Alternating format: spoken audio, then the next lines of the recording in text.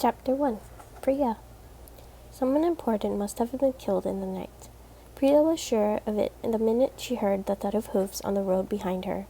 She stepped to the roadside as a group of guards clad in parijati white and gold raced past her on their horses, their sabers clinking against their embossed belts. She drew her palu over her face, partly because they would expect such a gesture of respect from a common woman, and partly to avoid the risk that one of them would recognize her, and watched them through the gap between her fingers and the cloth. When they were out of sight, she didn't run, but she did start walking very, very fast. The sky was already transforming from milky gray to the pearly blue of dawn, and she still had a long way to go. The old bazaar was on the outskirts of the city. It was far enough from the Regent's Mahal that Priya had a vague hope it wouldn't have been shut yet, and today she was lucky. As she arrived, breathless, sweat dampening the back of her blouse, she could see that the streets were still seething with people, parents tugging along small children, traders carrying large sacks of flour or rice on their heads, gaunt beggars skirting the edges of the market with their almond bowls in hand, and women like Priya, plain ordinary women in even plainer saris, stubbornly shoving their way through the crowd in search of stalls with fresh vegetables and reasonable prices. If anything, there seemed to be even more people at the bazaar than usual, and there was a distant sour note of panic in the air. News of the patrols had clearly passed from household to household with its usual speed. People were afraid. 3 months ago, an important Parijati merchant had been murdered in his bed, his throat slit, his body dumped in front of the temple of the members of Flame just before dawn prayers. For an entire 2 weeks after that, the regent's men had patrolled the streets on foot and on horseback, beating or arresting Ahiranyi suspected of rebellious activity and destroying any market stalls that had tried to remain open in defiance of the regent's strict orders.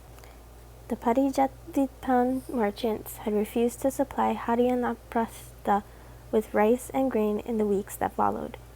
Ahiranyi had starved. Now it looked as though it was happening again.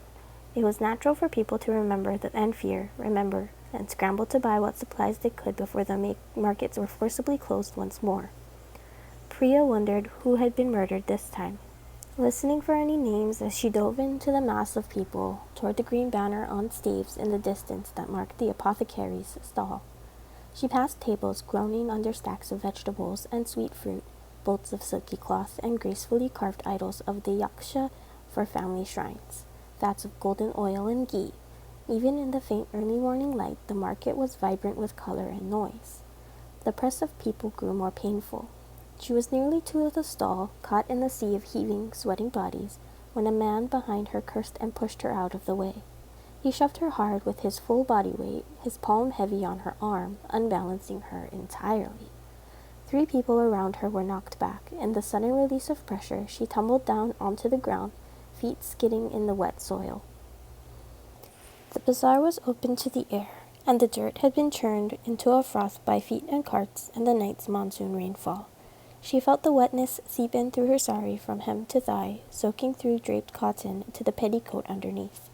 The man who had shoved her stumbled into her. If she hadn't snatched her calf swiftly back, the pressure of his boot on her leg would have been agonizing.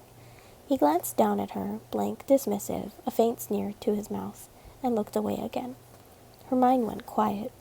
In the silence, a single voice whispered, "You could make him regret that." There were gaps in Priya's childhood memories, spaces big enough to stick a fist through. But whenever pain was inflicted on her, the humiliation of a blow, a man's careless shove, a fellow servant's cruel laughter, she felt the knowledge of how to cause equal suffering unfurl in her mind. Ghostly whispers, in her brother's patient voice. This is how you pinch a nerve hard enough to break a handhold. This is how you snap a bone. This is how you gouge an eye. Watch carefully, Priya, just like this.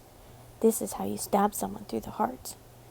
She carried a knife at her waist. It was a very good knife, practical, with a plain sheath and hilt, and she kept its edge finely honed for kitchen work. With nothing but her little knife and a careful slide of her finger and thumb, she could leave the insides of anything, vegetables, unskinned meat, fruits newly harvested from the regent's orchard, swiftly bared, the outer rind a smooth coiled husk in her palm. She looked back up at the man and carefully let the thought of her knife drift away. She unclenched her trembling fingers. "You're lucky," she thought, "that I am not what I was raised to be." The crowd behind her and in front of her was growing thicker. Priya couldn't even see the green banner of the apothecary stall any longer. She rocked back on the balls of her feet, then rose swiftly. Without looking at the man again, she angled herself and slipped between two strangers in front of her, putting her small stature to good use and shoving her way through the front of the throng. A judicious application of her elbows and knees and some wriggling finally brought her near enough to the stall to see the apothecary's face, puckered with sweat and irritation. The stall was a mess, vials turned on their sides, clay pots upended. The apothecary was packing away his wares as fast as he could. Behind her, around her, she could hear the rumbling noise of crowd grow more tense. "Please," she said loudly. "Uncle, please. If you've got any beads of sacred wood to spare, I'll buy them from you." A stranger to her left snorted audibly. "You think he's got any left? Brother, if you do, I'll pay double whatever she offers." "My grandmother's sick," a girl shouted, 3 people deep behind them. "So if you could help me out, Uncle." Priya felt the wood of the stall begin to peel beneath the hard pressure of her nails. "Please," she said, her voice pitched low to cut across the din. But the apothecary's attention was raised toward the back of the crowd. Priya didn't have to turn her own head to know he'd caught sight of the white and gold uniforms of the regent's men, finally here to close the bazaar. "I'm closed up," he shouted. "There's nothing more for any of you. Get lost." He slammed his hand down, then shoved the last of his wares away with a shake of his head. The crowd began to disperse slowly. A few people stayed still, pleading for the apothecary's aid. But Priya didn't join them. She knew she would get nothing here. She turned and threaded her way back out the crowd, stopping only to buy a small bag of kachoris from a tired white vendor. Her sodden petticoat stuck heavily to her legs. She plucked the cloth, pulling it from her thighs, and strode in the opposite direction of the soldiers. On the farthest edge of the market, where the last of the stalls and well-trod ground met the main road leading to open farmland and scattered villages beyond, was a dumping ground. The locals had built a brick wall around it, but that did not contain the stench of it. Food sellers threw their stale oil and decayed produce here, and sometimes discarded any cooked food that couldn't be sold. When Priya had been much younger, she'd known this place well. She'd known exactly the euphoria and nausea that finding something near rotten but edible could send, spiraling through a starving body. Even now, her stomach lurched strangely at the sight of the heap, the familiar thick stench of it rising around her. Today, there were 6 figures huddled against its walls in the meager shade, 5 young boys and a girl about 15, older than the rest. Knowledge was shared between the children who lived alone in the city, the ones who drifted from market to market, sleeping on the verandas of kinder households. They whispered to each other the best spots for begging for alms or collecting scraps. They passed word of which stallholders would give them food out of pity, and which would beat them with a stick sooner than offer even an ounce of charity. They told each other about Priya, too.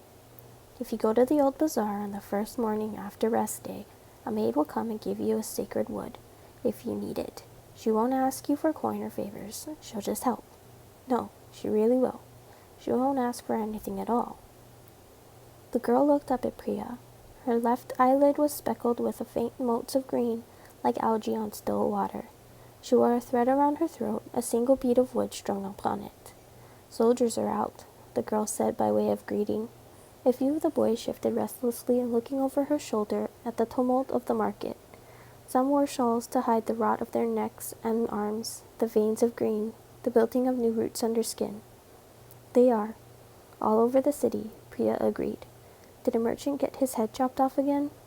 Priya shook her head. "I know as much as you do." The girl looked from Priya's face down to Priya's muddied sari, her hands empty apart from the sock of kachoris. There was a question in her gaze. "I couldn't get any beads today," Priya confirmed. She watched the girl's expression crumple, though she valiantly tried to control it. Sympathy would do her no good, so Priya offered the pastries out instead. "You should go now. You don't want to get caught by the guards." The children snatched up the kachoris, a few muttering their thanks, and scattered. The girl rubbed the bead at her throat with her knuckles as she went. Priya knew it would be cold under her hand, empty of magic. If the girl didn't get hold of more sacred wood soon, then the next time Priya saw her, the left side of her face would likely be as green-dusted as her eyelid. "You can't save them all," she reminded herself. "You're no one. This is all you can do, this and no more." Priya turned back to leave and saw that one boy had hung back, waiting patiently for her to notice him. He was the kind of small that suggested malnourishment, his bones too sharp, his head too large for his body that hadn't yet grown to match it. He had his shawl over his hair, but she could still see his dark curls and the deep green leaves growing between them. He'd wrapped up his hands in a cloth. "Do you really have nothing, ma'am?" he asked hesitantly. "Really," Priya said. "If I had any secret wood, I'd have given it to you." "I thought maybe you lied," he said. "Thought maybe you haven't got enough for more than one person, and you didn't want to make anyone feel bad. But there's only me now, so you can help me." "I really am sorry," Priya said. She could hear yelling and footsteps echoing from the market, the crash of wood as stalls were closed up. The boy looked like he was mustering up his courage, and sure enough, after a moment, he squared his shoulders and said, "If you can't get me any sacred wood, then can you get me a job?" She blinked at him, surprised. I'm just a maidservant," she said. "I'm sorry, little brother, but—" "You must work in a nice house if you can help strays like us," he said quickly. "A big house with money to spare. Maybe your masters need a boy who works hard and doesn't make much trouble. That could be me. Most households won't take a boy who has the rot, no matter how hard-working he is," she pointed out gently, trying to lessen the blow of her words. "I know," he said. His jaw was set, stubborn, but I'm still asking. Smart boy. She couldn't blame him for taking the chance. She was clearly soft enough to spend her own coin on sacred wood to help the rot riven. Why wouldn't he push her for more? "I'll do anything anyone needs me to do," he insisted. "Ma'am, I can clean the trees, I can cut wood, I can work land. My family they were, farmers. I'm not afraid of hard work." "You haven't got anyone?" she asked. "None of the others look out for you." She gestured in the vague direction of the other children had vanished. "I'm alone," he said simply. Then, "Please." A few people drifted past them, carefully skirting the boy. His wrapped hands, the shawl over his head, both revealed his rot-riven status just as well as anything they hid would have. "Call me Priya," she said, "not ma'am." "Priya," he repeated obediently. "You say you can work," she said. She looked at his hands. "How bad are they?" "Not that bad." "Show me," she said. "Give me your wrist." "You don't mind touching me?" he asked. There was a slight waver of hesitation in his voice. "Rot can't pass between people," she said. "Unless I pluck one of those leaves from your hair and eat it, I think I'll be fine." That brought a smile to his face. There for a blink, like a flash of sun through parting clouds, then gone. He deftly unwrapped one of his hands. She took hold of his wrist and raised it up to the light. There was a little bud growing under the skin. It was pressing against the flesh of his fingertip, his fingers a too small shell for the thing trying to unfurl. She looked at the tracery of green visible through the skin at the back of his hand, and the fine lace of it. The bud had deep roots. She swallowed. Ah, deep roots, deep rot. If he already had leaves in his hair, green spidering through his blood, she couldn't imagine that he had long left. "Come with me," she said, and tugged him by the wrist, making him follow her. She walked along the road, eventually joining the flow of the crowd, leaving the market behind. "Where are we going?" he asked. He didn't try to pull away from her. "I'm going to get you some sacred wood," she said, determinedly putting all thought of murder and soldiers and the work she needed to do out of her mind. She released him and strode ahead. He ran to keep up with her, dragging his dirty shawl tight around his thin frame. "And after that, we'll see what to do with you." The grandest of the city's pleasure houses lined the edges of the river. It was early enough in the day that they were utterly quiet, their pink lanterns unlit. But they would be busy later. The brothels were always left well alone by the regent's men. Even in the height of the last boiling summer, before the monsoon had cracked the heat in two, when the rebel sympathizers had been singing anti-imperialist songs, and the noble lord's chariot had been quenched and burned on the street directly outside his own haveli, the brothels had kept their lamps lit. Too many of the pleasure houses belonged to high-born nobles for the regent to close them. Too many were patronized by visiting merchants and nobility from Parijatpipa's other city-states, a source of income no one seemed to want to do without. To the rest of Parijatpipa, Ahiranya was a den of vice, good for pleasure and little else. It carried its bitter history, its status, as the losing side of an ancient war like a yoke. They called it a backward place, rife with political violence and, in more recent years, with the rot, the strange disease that twisted plants and crops and infected the men and women who worked the fields and forests with flowers that sprouted through the skin and leaves that pushed through their eyes. As the rot grew, other sources of income in Ahiranya had dwindled. Unrest had surged and swelled until Priya feared it too would crack with all the fury of a storm. As Priya and the boy walked on, the pleasure houses grew less grand. Soon there were no pleasure houses at all. Round her were cramped homes, small shops. Ahead of her lay the edge of the forest. Even in the morning light it was shadowed, the trees of a silent barrier of green. Priya had never met anyone born and raised outside Ahiranya who was not disturbed by the quiet of the forest. She'd known maids raised in Alor or even neighboring Shungna who avoided the place entirely. There should be noise, they'd mutter, birdsong or insects. It isn't natural. But the heavy quiet was comforting to Priya. She was Ahiranyi to the bone. She liked the silence of it, broken only by the scruff of her own feet against the ground. Wait for me here, she told the boy. I won't be long. He nodded without saying a word. He was staring out at the forest when she left him, a faint breeze rustling the leaves of his hair. Priya slipped down a narrow street where the ground was uneven with hidden tree roots, the dirt rising and falling in mounds beneath her feet. Ahead of her was a single dwelling. Beneath it, pillared veranda, crouched an older man. He raised his head as she approached. At first he seemed to look right through her, as though he'd been expecting someone else entirely. Then his gaze focused, his eyes narrowed in recognition. You, he said. Gautam. She tilted her head in a gesture of respect. How are you? Busy, he said shortly. Why are you here? I need sacred wood, just one bead. Shouldn't have gone to the bazaar then, he said evenly. I've supplied plenty of apothecaries, they can deal with you. Try the old bazaar. No one has anything. If they don't, why do you think I will? Oh, come on now, she thought, irritated. But she said nothing. She waited until his nostrils flared and he huffed and rose up from the veranda, turning on to the beaded curtain of the doorway. Tucked in the back of his tunic was a heavy hand sickle. Fine. Come in then. The sooner we do this, the sooner you leave. She drew the purse from her blouse before climbing up the steps and entering after him. He led her to his workroom and bid her to stand by the table at its center. Cloth sacks lined the corners of the room. Small stoppered bottles, innumerable salves and tinctures and herbs harvested from the forest itself, sat in tidy rows on shelves. The air smelled of earth and damp. He took her entire purse from her, opened the drawstring, and adjusted its weight in his palm. Then he clucked, tongue against teeth, and dropped it onto the table. This isn't enough. Of course it's enough, Priya said. That's all the money I have. That doesn't magically make it enough.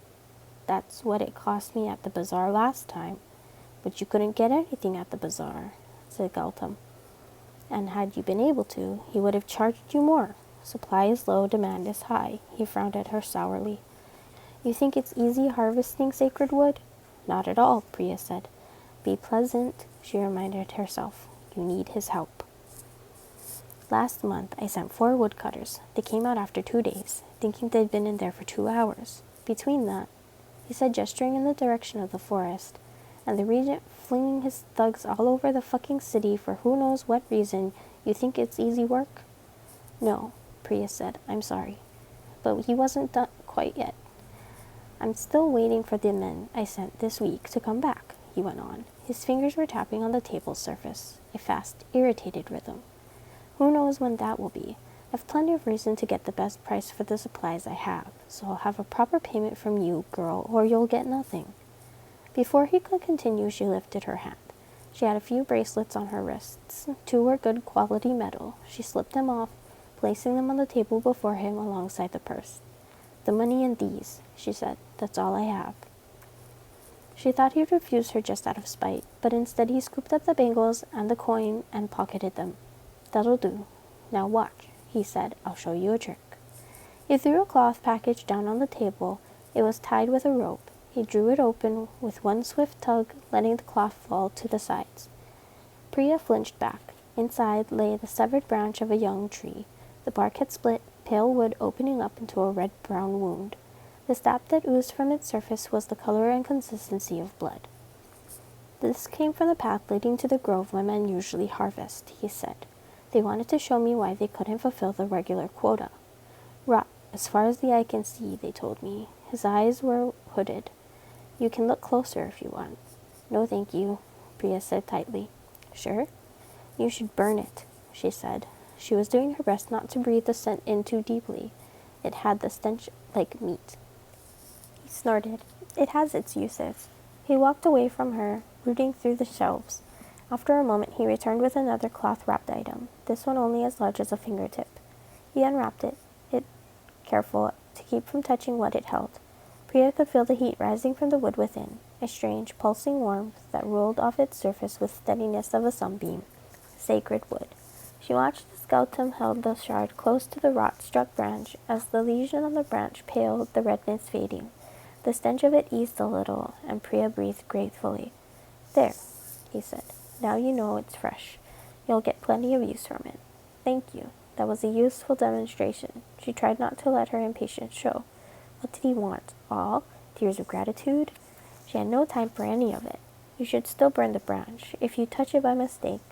I know how to handle the rot. I send men into the forest every day, he said dismissively. And what do you do? Sweep floors? I don't need your advice. He thrust the shard of sacred wood out to her. Take this and leave. She bit her tongue and held out her hand, the long end of her sari drawn over her palm. She rewrapped the sliver of wood up carefully once, twice, tightening the fabric, tying it off with a neat knot. Gautam watched her. Whoever you're buying this for, the rot is still going to kill them, he said, when she was done. This branch will die even if I wrap it in a whole shell of sacred wood. It will just die slower. My professional opinion for you at no extra cost. He threw the cloth back over the infected branch with one careless flick of his fingers. So don't come back here and waste your money again. I'll show you out. He shepherded her to the door. She pushed through the beaded curtain, greedily inhaling the clean air, untainted by the smell of decay. At the edge of the veranda there was a shrine alcove carved into the wall. Inside it were 3 idols sculpted from plain wood with lustrous black eyes and hair of vines. Before them were 3 tiny clay lamps lit with cloth wicks set in pools of oil, sacred numbers. She remembered how perfectly she'd once been able to fit her whole body into that alcove. She slept in it one night, curled up tight. She'd been as small as the orphan boy once. Do you still let beggars shelter on your veranda when it rains? Priya asked, turning to look at Gautam where he stood, barring the entryway. Beggars are bad for business, he said, and the ones I see these days don't have brothers I owe favors to. Are you leaving or not? Just the threat of pain can break someone. She briefly met Gautam's eyes. Something impatient and malicious lurked there. A knife, used right, never has to draw blood. But Priya didn't have it in her even to threaten this old bully. She stepped back. What a big void there was between the knowledge within her and the person she appeared to be, bowing her head in respect to a petty man who still saw her as the street beggar who'd risen too far and hated her for it. Thank you, Gautam, she said. I'll try not to trouble you again. She'd have to carve the wood herself. She couldn't give the shard as it was to the boy. The whole shard of sacred wood held against skin it would burn. But better than it burn her, she had no gloves. She would have to work carefully, with her little knife and a piece of cloth to hold the worst of the pain at bay.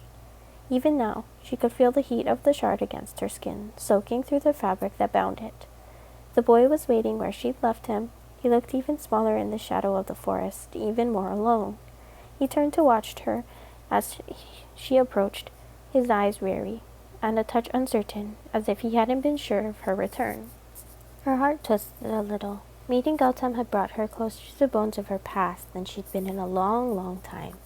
She felt the tug of her frayed memories like a physical ache. Her brother, pain, the smell of smoke. Don't look, Pri. Don't look. Just show me the way. Show me. No, there was no point remembering that.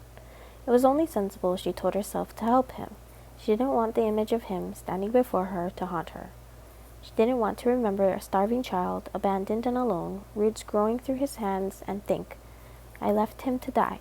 He asked for help, and I left him. You're in luck, she said lightly. I work in the Regent's Mahal, and his wife has a very gentle heart when it comes to orphans. I should know. She took me in. She'll let you work for her if I ask nicely, I'm sure of it. His eyes went wide, so much hope in his face that it almost painful to look at him, so Priya made a point of looking away. The sky was bright, the air overly warm. She needed to get back. "What's your name?" she asked. "Rook," he said. "My name is Rook."